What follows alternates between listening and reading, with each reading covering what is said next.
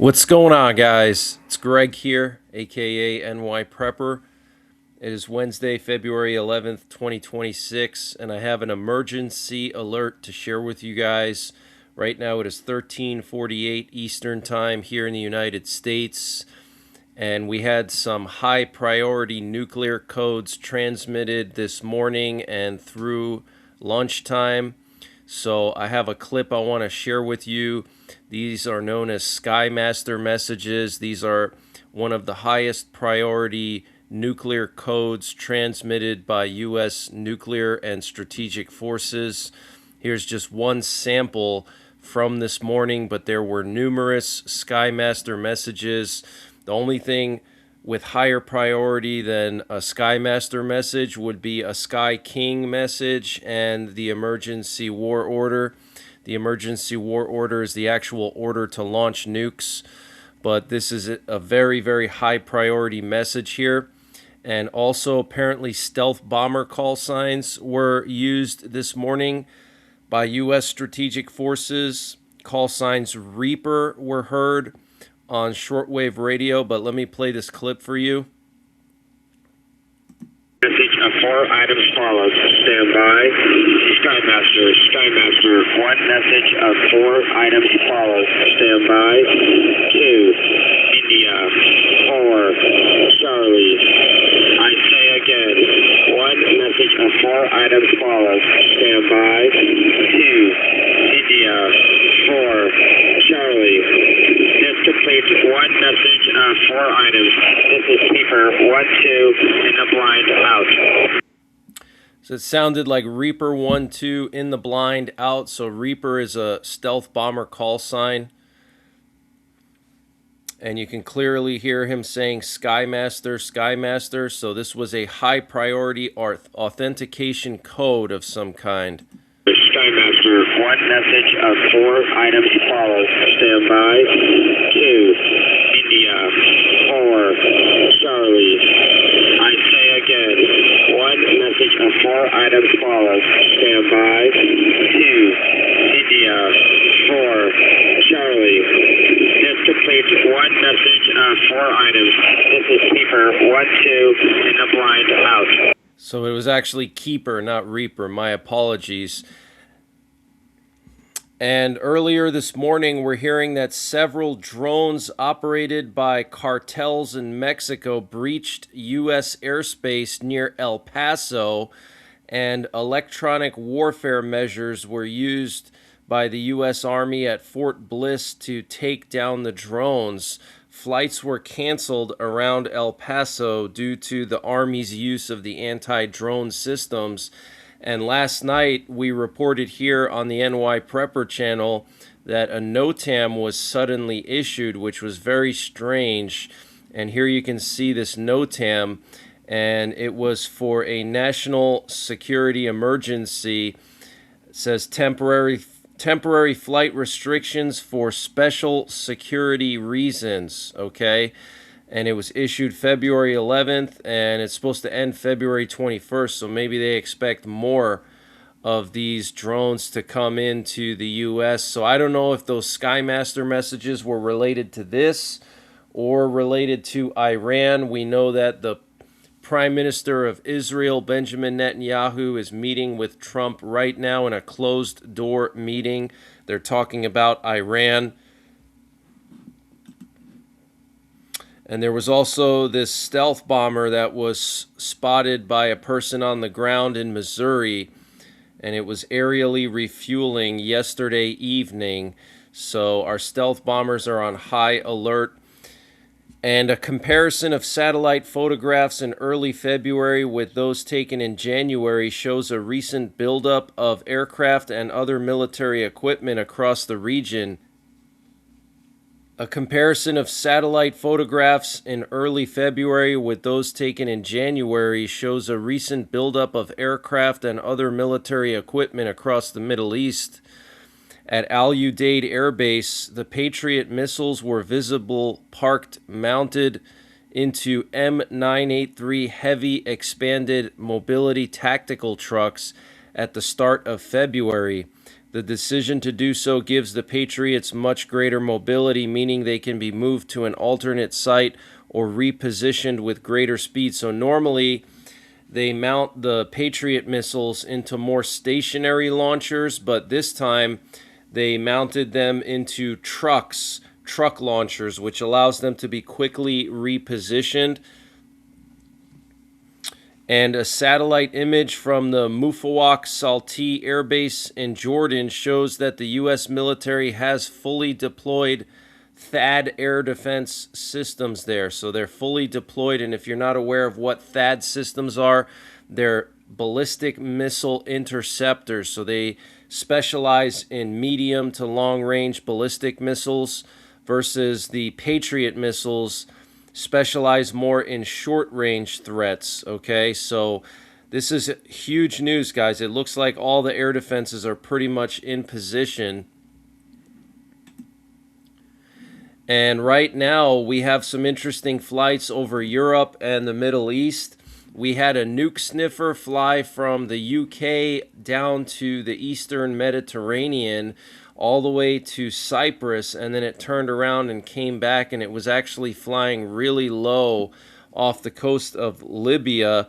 Now, a nuke sniffer, or WC-135 Constant Phoenix, is a special plane that can take samples of air and measure for traces of radiation in the air. So they could have been trying to discover a nuclear-powered or nuclear-armed submarine here in the Mediterranean, potentially Russian. That is very rare to see. In addition to that, we have a British reconnaissance plane that flew all the way into the central Black Sea. We haven't seen this in a long time. So this means that Ukraine is planning to launch some kind of strikes against Crimea and Russia, or Russia is planning a massive attack on Ukraine, and they're trying to gather intel on that.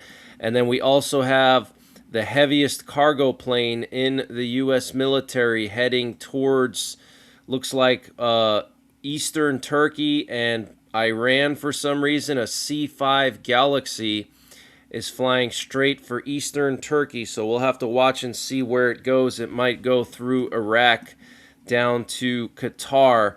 And also, last night we had more U.S. military cargo planes going down to the Middle East. We had multiple C-17s and another C-5 go down to Saudi Arabia, Jordan, and also one of these C-17s came from Rota, Spain, which is a known bomber and fighter jet base, okay? So the massive movement of U.S. military equipment continues to the Middle East. And here are some of the changes at U.S. Middle East air bases observed in satellite pictures. So in Al Udeid, images from February 1st showed an RC-135 reconnaissance aircraft, 3 C-130s, 18 KC-135 Stratotankers. Those are aerial refuelers, 18 of them, guys, and 7 C-17 cargo planes. On January 17th, there had been 14 Stratotankers and only 2 C-17s. At the Mufawak Air Base in Jordan, images from February 2nd at one location in Mufawak showed 17 F-15 strike aircraft, 8 A-10 Thunderbolts, 4 C-130s, and 4 unidentified helicopters. Images from January 16th were low resolution, and it was not possible to identify all aircraft there. And February 2nd, images of a second location in Mufawak showed a C-17 and a C-130, as well as 4 E-18 Growler electronic warfare aircraft. So that's significant, guys, because that's what we're going to use to jam the Iranian air defenses and communications. Pictures of that location on January 25th did not show any aircraft, and up to 10 Patriot air defense systems were parked as well. And at the Prince Sultan base in Saudi Arabia, images on February 2nd showed a C-5 Galaxy and a C-17. Images on December 6th showed 5 aircraft that appear to be C-130s. Satellite images from February 6th showed 7 more aircraft than had been observed on January 31st at Diego Garcia in the Indian Ocean. So 7 more between January 31st and February 6th at Diego Garcia. You guys remember that base? That's the British territory in the middle of the Indian Ocean, and we used that as a launch pad for strikes on the Middle East. We used Diego Garcia to conduct strikes with the F-117 Nighthawk on Iraq and also, I believe, the Balkans in the 90s. And this update was sponsored by NYPrepper Supply. Guys, NYPrepper Supply is doing a $100 discount on their 3-month emergency food supply. And to get the discount, you got to go to preparewithnyprepper.com. The link is in the description down below. The normal price for their 3-month kit is $800, and they're selling it for $700. That's $700 for 3 months of emergency food, up to 2,000 calories per day for 3 months, and it has a shelf life of 25 years, all packed within rugged, watertight buckets that don't take up a lot of space. You don't have to worry about rotating anything. You don't have to monitor expiration dates. You don't need a massive place to keep all your food. You can fit all this food in a tiny closet in a studio apartment. So use the link preparewithnyprepper.com to get $100 off the NYPrepper Supply 3-month emergency food supply, and the link is in the description below this video. And U.S. Transportation Command flights continue. Those are the Transcom flights. If you're not aware of what those are basically privately chartered aircraft that are operating under the U.S. Transportation Command. They're using them as a clandestine way to move troops and equipment into the region. We use those heavily to move equipment into Ukraine in the first year or two of the Ukraine war. The Transcom flights were going to Poland like every single day, nonstop. And there have now been at least 140 flights of U.S. Air Force C-17 and C-5 aircraft from bases in the U.S. and Japan to the Middle East since January 14th. These flights have been primarily from U.S. Army airfields, followed by U.S. Air Force bases related to deployed fighters. The breakdown of the flights is as follows: Mufawak Air Base 83, Prince Sultan Air Base in Saudi Arabia 19, the Al Salam Air Base 13, Al Udeid in Qatar 13, Diego Garcia 9, and Isa Air Base 3. So that's how many U.S. military cargo planes have been going to the Middle East in the last month. And Israel's Ynet News is reporting that Israeli air defense teams have been on high alert for almost a month now. And a satellite image shows the Shahid Bagheri, an Iranian drone carrier off the coast of Bandar Abbas in Iran on February 1st. That's this ship right here. This is a drone carrier. Okay, so this is one of the ways that Iran can try to attack our aircraft carrier or aircraft carriers, because Trump said a second aircraft carrier strike group is on its way. They could also use these drones to attack ships transiting the Strait of Hormuz. They can do a lot of things with those drones. They can attack the Saudi Arabian oil fields. So this is very concerning. And Iran received at least 3 Russian Tarata 2S electronic warfare systems and stationed them in the south coast since September 20th. So they're using Russian electronic warfare, aka jammers.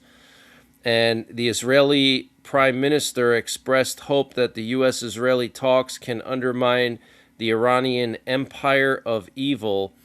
And Netanyahu will warn Trump of the danger of Iranian missiles after the 12-day war by emphasizing that they are a strategic threat equivalent to a small bomb.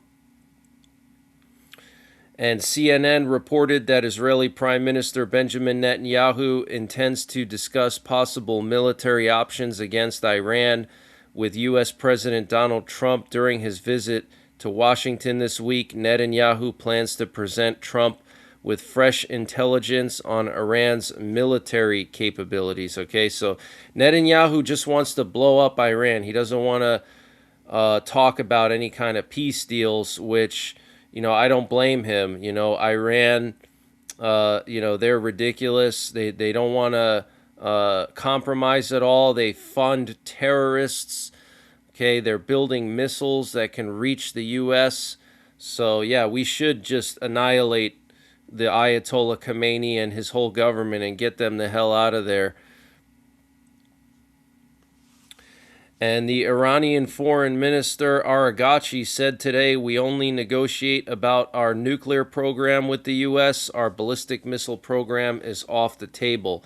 Okay, so that's the big issue here, is that Israel does not want Iran to have thousands of ballistic missiles, because ballistic missiles are difficult to intercept. We saw that the first and second times that Iran and Israel got into a war recently.